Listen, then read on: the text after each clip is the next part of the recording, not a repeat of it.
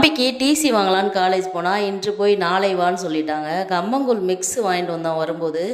இதை எப்பட்றா பண்ணுறது, பிரியாணி சாம்பார் சாதம் தவிர நமக்கு வேற ஒன்றும் தெரியாதேடான்னு யோசிச்சுட்டு இருக்கும்போது பாக்கெட்டில் இன்ஸ்ட்ரக்ஷன் போட்டிருப்பாங்க, அதை பார்க்கலாம் அப்படின்னு பார்த்தா தேவையான அளவு தண்ணி ஊற்றிட்டு கிளறிட்டே இருங்க, கம்மங்கூழ் ரெடி ஆயிரும் அப்படின்னு போட்டிருந்தாங்க. இது என்னடா கம்மங்கூழுக்கு வந்த சோதனை அப்படின்ட்டு கூகுளில் போயிட்டு கம்மங்கூழ் குக்கிங் டைம் அப்படின்னு போட்டு பார்த்தாலும் ஒன்றும் விளங்கலை. எங்கள் நனிமாலாம் ஒரு நைட்டு முன்னாடியே வந்துட்டு நைட்டே கம்பை ஊற வச்சுட்டு காலையில் 4 மணிக்கு எழுந்திரிச்சிட்டு அந்த கம்பை இடித்து சலித்து இந்த மரத்தில் வச்சுருப்பாங்க துடுப்பு, அதை வச்சு கிளறிட்டு இருப்பாங்க. நமக்கு வந்துட்டு அந்தளவு தெரியாதுனாலும் நம்ம வீட்டில் இருக்க சட்டி வச்சுட்டு ஓரளவுக்கு தேவையான அளவு தண்ணி வச்சு கிளறுவோம் அப்படின்னு கிளறிட்டே இருந்தால் அடே என்ன ஒரு ஆச்சரியம் அப்படின்னு கூழ் ரெடி ஆயிடுச்சு.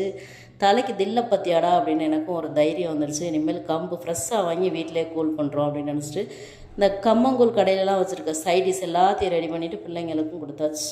மீண்டும் ஒரு வீடியோவில் பார்க்கலாம். டாட்டா.